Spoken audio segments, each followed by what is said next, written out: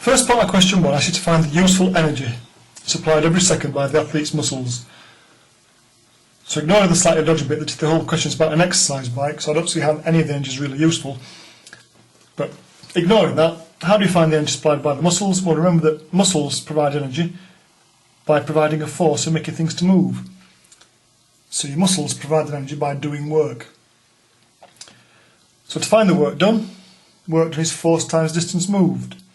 So in this question it tells you the force, 30 newtons. As for the distance moved, well, the question is about the work done every second. And the question gives you the speed, which is the distance moved every second. So if you multiply the force by the speed, that will be the work done every second. And you might actually have a formula written down for that, but power is force times speed.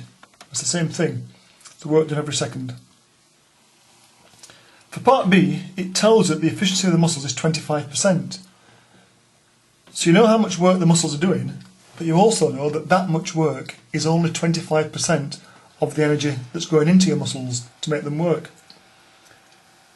So you have to work out how much energy needs to be supplied to your muscles so that 25% of that energy is the amount that you've calculated for the work that your muscles do.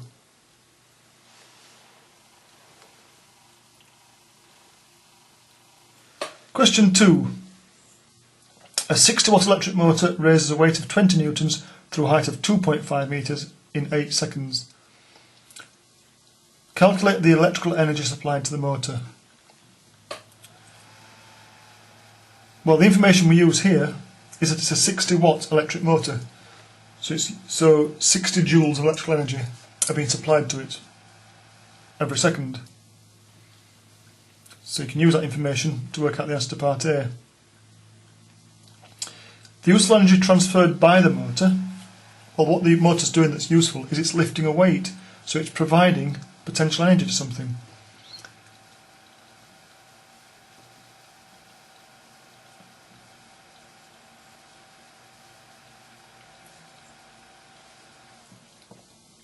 And the way it provides the potential energy is by having a force causing something to move.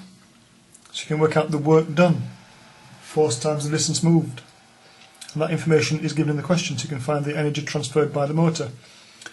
For part C, to find the efficiency of the motor, well, if you know how much useful work you get out of the motor, and you've also worked out how much electrical energy you've got to put into the motor, you can work out the efficiency from the ratio of those.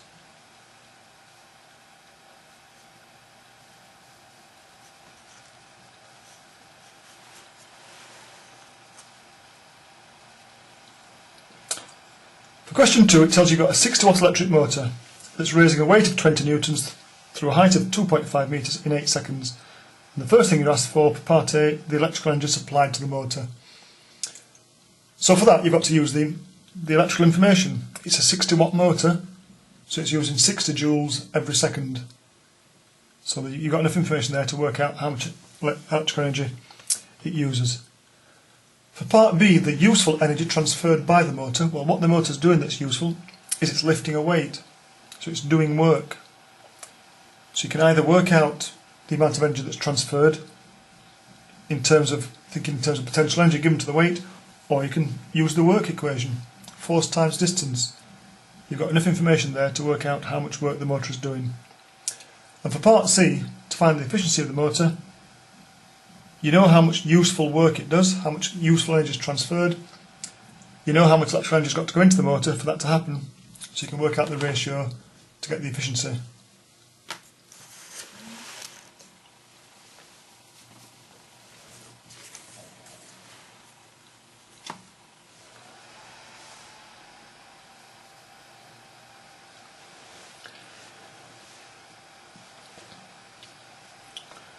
Question 3 is all about keeping track of where energy is coming from and where it's going to, and efficiencies. So it tells you how much electrical power comes out of the power station, and it tells you what the efficiency is. So to do the first part, find out the energy per second supplied by the fuel. Well, we don't know how much fuel there is yet, so we can't use the 80 megajoules per kilogram, what we've got to do, we've got to think about what are you getting out of the power station. You're getting out 200 megawatts of power. Is 200 megawatts all that you have to put in? Well, no, because the efficiency is only 35%.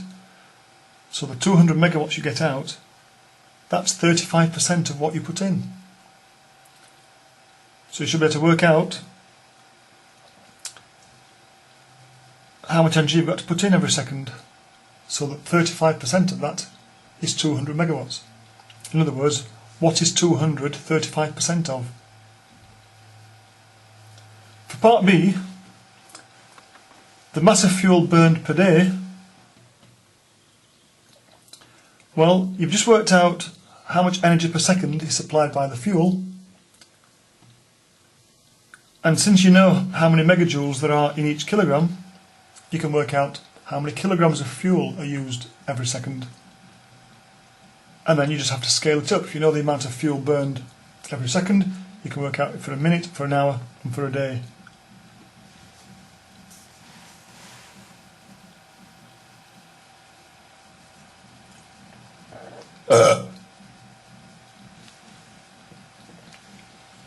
Question 4. A vehicle engine has a power output of 6.2 kilowatts and uses fuel which releases 45 megajoule per kilogram when burned. At a speed of 30 meters per second on a level road, the fuel usage of the vehicle is 18 kilometers per kilogram. Calculate A, the time taken by the vehicle to travel 18 kilometers at 30 meters per second.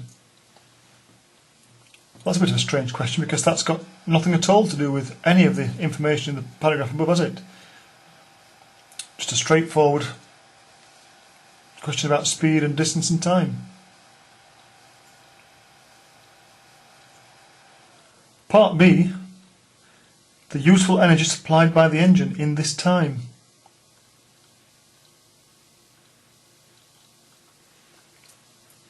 So you know the power output of the engine, 6.2 kilowatts, and you've just worked out how long the engine's running for.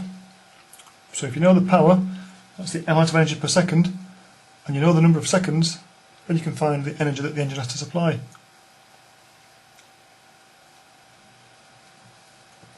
For part C, this is where you're really keeping track of, do you really understand what the word per means?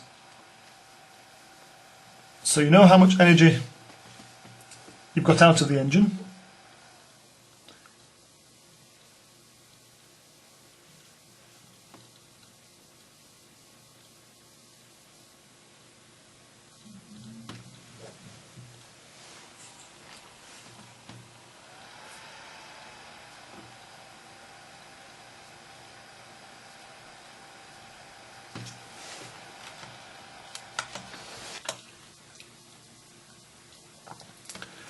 Through part C, you've got to look back to your answer for part B. That's the amount of useful energy you get out of the engine while the car is travelling 18 kilometres.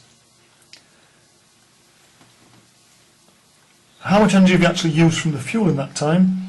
Well, the question says that the car does 18 kilometres per kilogram of fuel. So you know that the engine will have used 1 kilogram of fuel. And you know from above that 1 kilogram of fuel contains 45 megajoules. So you know that the total energy put in, the fuel used, is 45 megajoules. So if you take your answer for the useful energy and you divide by 45 megajoules, that should give you the efficiency of the engine.